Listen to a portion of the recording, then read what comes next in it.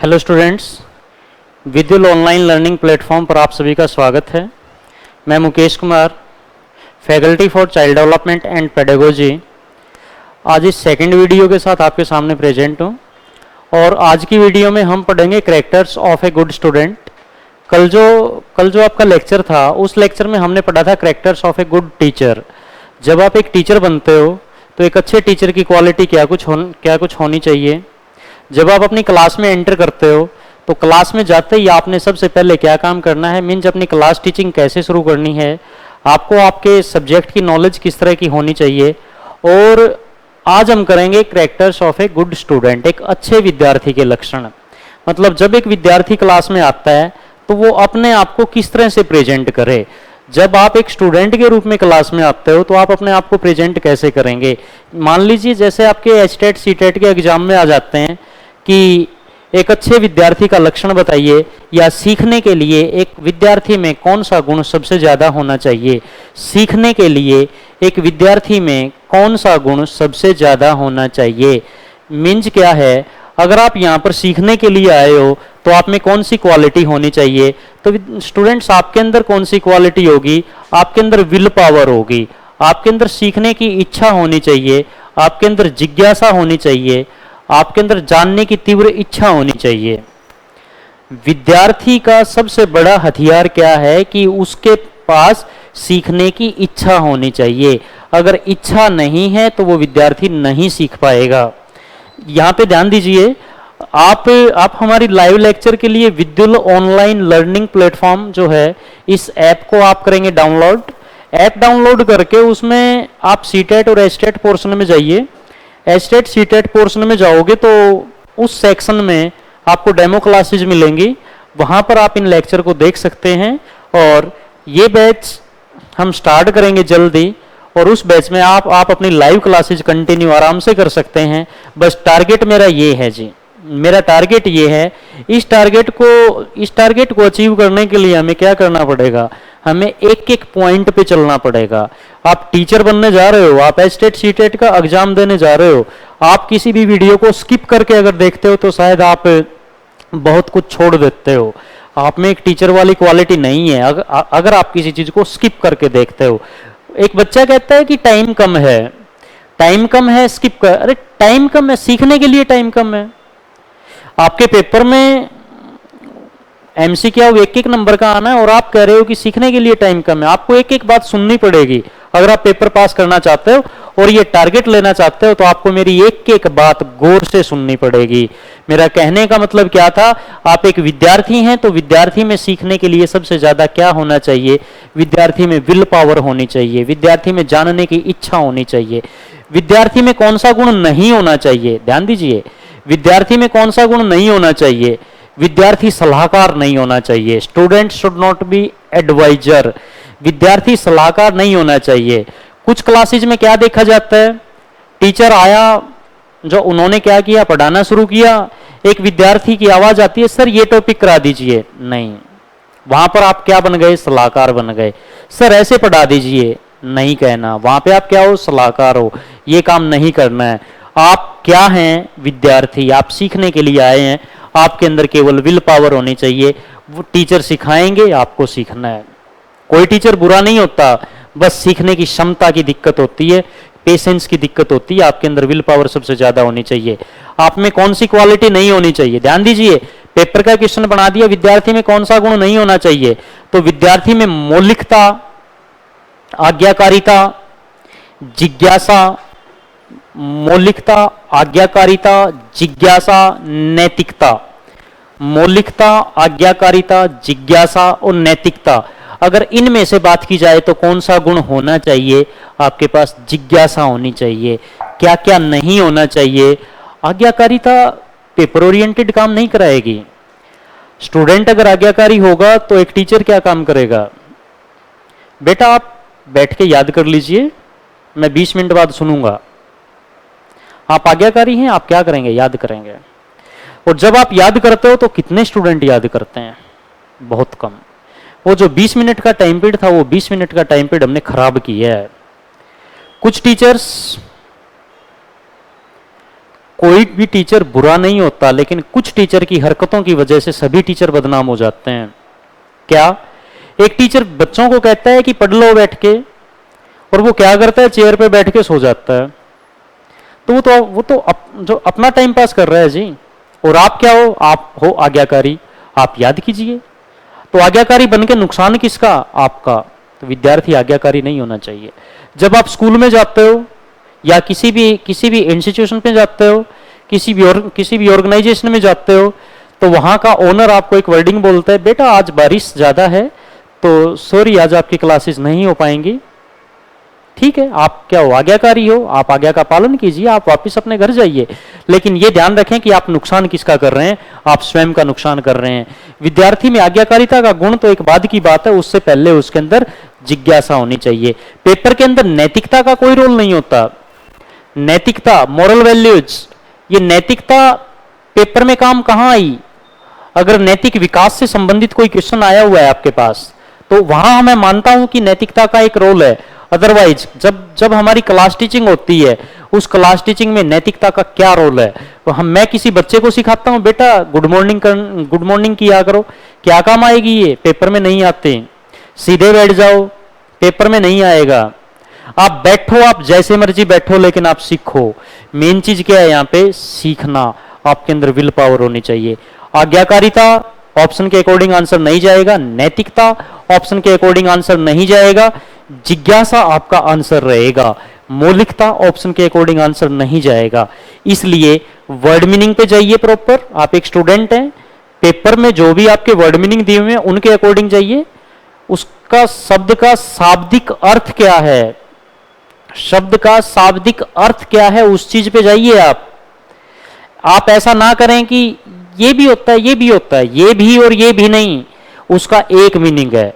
आप स्टूडेंट्स की नजरों में हो सकता है नमस्ते, नमस्कार और प्रणाम तीनों के तीनों पर्यायवाची हो जाते हैं, लेकिन समस्या, प्रणाम अपने से बड़ों को किया जाता है, नमस्ते बराबर वालों को किया जाता है, और नमस्कार दोनों में से किसी के लिए भी किया जा सकता है।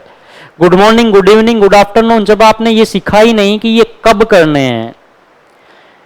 ये कोई सीन नहीं है कि सुबह का टाइम है गुड मॉर्निंग कर देंगे, शाम का टाइम है गुड इवनिंग, दोपहर बाद का टाइम है गुड आफ्टरनून सर, रात का टाइम है गुड नाइट। पेपर में नहीं आने ये, तो मत सीखिए इन चीजों को। आपके अंदर पेपर ओरिएंटेड जिज्ञासा होनी चाहिए, बाकी आपके अंदर कुछ नहीं होना चाहिए। और ये पेपर ओरिएंटेड सीखने के लिए आपने और क्या क्या कंसेप्ट यूज किया, ध्यान दीजिए।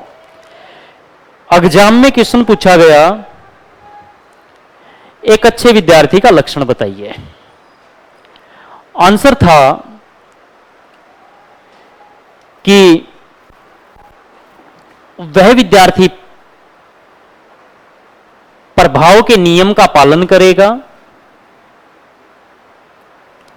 वह विद्यार्थी अभ्यास के नियम का पालन करेगा, वह विद्यार्थी तत्परता के नियम का पालन करेगा, वह विद्यार्थी आज्ञाकारी होगा, वह विद्यार्थी नैतिक होगा, वह विद्यार्थी जिज्ञासु होगा, वह मेहनती होगा। क्या होगा? उसमें सहयोग की भावना सबसे ज्यादा होगी, विद्यार्थियों में म्यूचुअल कोऑपरेशन की भावना होगी, उसमें अच्छे संस्कार होंगे, अच्छे संस्कार होंगे, वो अध्यापक को आइडियल मानेगा, समथिंग एल्स क्या? तो जब पेपर के अंदर ऑप्शंस वेरी करते हैं तो आपका आंसर वेरी कर जाता है। जब ऑप्शन वेरी करेंगे तो आपका आंसर वेरी कर जाएगा। कौन सा विद्यार्थी, इन सब का क्या कुछ सीन है, कैसे इनका यूज करना है। मेरी सबसे पहली बात यह थी कि आप विद्यार्थी हैं, आप में सीखने की क्षमता होनी चाहिए, जानने की तीव्र इच्छा होनी चाहिए, आप जिज्ञासु तो होने चाहिए। पहला केस। आप प्रभाव के नियम को फॉलो करेंगे। प्रभाव का नियम क्या कहता है? आपने थॉर्नडाइक के 3 नियम पढ़े हुए हैं। ट्रायल एंड फॉरगेटिंग मेथड जो किया था हमने, प्रयास और भूल का सिद्धांत हमने जो किया था, आपने पढ़ा हुआ है। प्रयास और भूल के सिद्धांत में थॉर्नडाइक ने बिल्ली पर एक्सपेरिमेंट करते हुए जो बात बताई थी, जो एक्सपेरिमेंट किया था, उसके बाद इसने 3 प्राथमिक नियम दिए थे। वो 3 प्राइमरी लॉज क्या क्या हैं? Law of effect, law of practice and law of readiness. प्रभाव का नियम, अभ्यास का नियम, तत्परता का नियम। ये नियम क्या कहते हैं? प्रभाव का नियम कहता है कि एक विद्यार्थी पर सफलता और असफलता का प्रभाव समान रूप से पड़ना चाहिए। एक विद्यार्थी पर सफलता और असफलता का प्रभाव समान रूप से पड़ना चाहिए। इसका मतलब क्या है? अगर आपके मार्क्स कम आए हैं तो भी आपको खुश रहना है, आपके मार्क्स ज्यादा आए हैं तब भी आपको खुश रहना है। मीन्स आपको इतना ज्यादा एक्साइट नहीं होना है। आप ज्यादा एक्साइटेड मत होइए। अगर आप सफल हैं तो ज्यादा एक्साइटेड मत होइए। अगर आप फेल हो गए हैं तो ज्यादा डिमोरलाइज भी मत होइए। एक बच्चा क्या करता है, एक पेपर में फेल हो गया, शाम के टाइम खाना नहीं खा रहा है। पिताश्री ने पूछा बेटा क्या हुआ? कुछ नहीं पापा, बस वैसे रोटी खा ले, भूख नहीं है। क्यों नहीं है जी भूख? क्या खाना ना खाने से आप पास हो जाओगे? नहीं होंगे। और एक परीक्षा में अगर आप पास हो जाते हो तो आप हर जगह पर कॉल करके बताते हो कि मैं पास हो गया, और आप फेल हो जाते हो तो आप ये चीज साबित करने की कोशिश करते हो कि मैंने तो एग्जाम ही नहीं दिया था, और एग्जाम दिया भी था तो मैं डार्क सर्कल गलत कर आया, और डार्क सर्कल गलत करने की वजह से मेरा एग्जाम डिस्क्वालीफाई हो गया, मैं पास नहीं हुआ। मतलब क्यों ऐसा करते हो? आपके ऊपर प्रभाव के नियम का प्रभाव होना चाहिए। ये नियम क्या कहता है? ये नियम कहता है कि अच्छा विद्यार्थी वह है जो सफलता और असफलता को समान रूप से स्वीकार करे और अपने लक्ष्य की ओर केंद्रित रहे। सफलता और असफलता को समान रूप से स्वीकार करे और लक्ष्य की ओर केंद्रित रहे। प्रभाव का नियम ये कहता है। प्रभाव के नियम का सेकंड केस क्या है? आपके पास क्वेश्चन आया कि जब एक विद्यार्थी एक परीक्षा में पास हो जाता है तो दूसरी परीक्षा के लिए उसका आत्मविश्वास बढ़ जाता है। जब एक विद्यार्थी एक परीक्षा में पास हो जाता है तो दूसरी परीक्षा या दूसरे एग्जाम के लिए, दूसरे पेपर के लिए उसका आत्मविश्वास बढ़ जाता है। तो ये कौन सा नियम है? ये आपके पास प्रभाव का नियम है। ठीक है। अभ्यास का नियम क्या कहता है? लॉ ऑफ प्रैक्टिस क्या कहता है? कि हमें लगातार अभ्यास करना है, हमें डेली पढ़ना है, हमने एक पार्टिकुलर रूटीन से पढ़ना है। लगातार का मतलब ऐसा नहीं है कि लगे रहो। लगातार का मतलब है कि एक पार्टिकुलर टाइम इंटरवल के बाद, पार्टिकुलर टाइम इंटरवल के बाद हमने अपनी पढ़ाई करनी है। अगर आपने ये डिसाइड किया है कि आपको हर रोज 2 घंटे पढ़ना है तो आपको हर रोज 2 घंटे ही पढ़ना है। आप उस टाइम पीरियड को बनाए रखें, वो आपका अभ्यास का नियम है। अभ्यास का नियम क्या कहता है? आप बार बार पढ़ें। आप इस चीज पे मत जाओ कि एक बार पढ़ लिया याद नहीं हुआ, दूसरी बार पढ़ा याद नहीं हुआ, तीसरी बार पढ़ा याद नहीं हुआ। अरे वो याद होगा, आप उसको पढ़ो। तो आपका पढ़ने का मेथड गलत है अगर आपको याद नहीं हुआ है। एक बच्चा क्या कर रहा है? हाँ जी, ये करो एंड करो के द्वारा अधिगम की परिभाषा क्या है? करो एंड करो ने कहा नई आदत, आदत ज्ञान और अभिवृत्ति को ग्रहण करना अधिगम कहलाता है। करो एंड करो ने क्या कहा? आदत ज्ञान और अभिवृत्ति को ग्रहण करना अधिगम कहलाता है। आदत ज्ञान अभिवृत्ति। आदत क्या होती है? हैबिट। ज्ञान क्या होता है? नॉलेज। ठीक है। अभिवृत्ति क्या होती है? एटीट्यूड। इनको गेन करना, इनको ग्रहण करना अधिगम कहलाता है। अब बच्चे ने एक बार ये वाली डेफिनेशन पढ़ी, उसके बाद स्किनर वाली डेफिनेशन पढ़ी, उसके बाद गिलफर्ड की डेफिनेशन पढ़ी, वो मिक्स हो जाती है, वो बच्चा पजल हो गया। उसके बाद वो किताब पे ऐसे हाथ रख के पढ़ रहा है, हाँ इसका ये था। उसके बाद ऊपर यूं ऊपर देखते हुए करो एंड करो, आदत ज्ञान अभिवृत्ति। क्या फायदा इन चीजों का? आप प्रॉपर तरीके से अभ्यास कीजिए, शायद आपको याद हो जाए। आपका काम है 1 2 3 बार उसको पढ़ना, आप उसको पढ़िए। अभ्यास का नियम ये कहता है कि बच्चा निरंतर अभ्यास करता रहे, किसी चीज से डिमोरलाइज होके अपना अभ्यास बंद ना करे, प्रैक्टिस करता रहे। तत्परता का नियम क्या कहता है जी? प्रिंसिपल ऑफ रेडीनेस, तत्परता का नियम। ऑप्शन डाल दिए गए कि विद्यार्थी कक्षा कक्ष में आने से पहले मानसिक रूप से तत्पर होकर आएंगे, विद्यार्थी कक्षा कक्ष में आने से पहले मानसिक रूप से तत्पर होंगे, कक्षा कक्ष में आने के बाद तत्पर होंगे। तो क्या करें? तत्परता का नियम क्या कहता है? घर से प्रिपेयर होके आए कि आज मुझे ये चीज सीखनी है, गलत है ये। विद्यार्थी कक्ष में आने के बाद मेंटली प्रिपेयर हो। जैसी सिचुएशन है, जो टॉपिक पढ़ाया जा रहा है, उस टॉपिक के अकॉर्डिंग मेंटली प्रिपेयर होना है आपको। घर से सोच के मत आइए। एक बच्चा घर से सोच के आता है कि आज तो साइंस वाले सर टेस्ट लेंगे, आज तो बायो वाले सर टेस्ट लेंगे टेस्ट, और वो बच्चा टेस्ट की प्रिपरेशन करके आता है, आज तो बायो वाले सर टेस्ट लेंगे, और बायो वाले ने क्या काम किया? हाँ जी बेटा अगला टॉपिक लिखिए। तो बच्चा क्या कहता है? सर आज तो टेस्ट होना था, आज आपने टेस्ट बोला था, सर टेस्ट ले लीजिए, मैं तो अपनी तैयारी करके आया हूं। ये सब बातें किस लिए हुई? क्योंकि आप घर से माइंड मेकअप करके आए थे कि आज तो टीचर टेस्ट लेंगे। आप किसी प्रकार की जल्दबाजी की वजह से या आप अपनी कक्षा रूटीन में चलाने की वजह से प्रॉपर टाइम पर आने के लिए आप भागदौड़ करके आए हो, और जब आप एकेडमी में आए, संस्थान में आए, इंस्टीट्यूशन में आए, तो आप ये सोच के आए थे कि पहला लेक्चर साइकोलॉजी का है, इसलिए मुझे टाइम से पहुंचना है।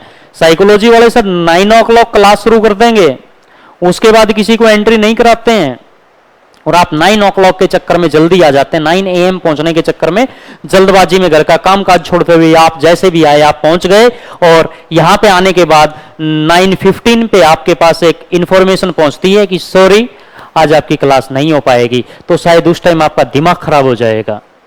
मेरा कहने का मतलब क्या है? तत्परता का नियम कहता है कि कक्ष में आने के बाद मानसिक रूप से तत्पर होना है। अभ्यास का नियम कहता है कि हमें लगातार अभ्यास करते रहना है। प्रभाव का नियम कहता है कि एक विषय वस्तु के ज्ञान का प्रभाव दूसरी विषय वस्तु पर पड़ता है। प्रभाव का नियम कहता है कि विद्यार्थी पर सफलता और असफलता का प्रभाव समान रूप से पड़ना चाहिए।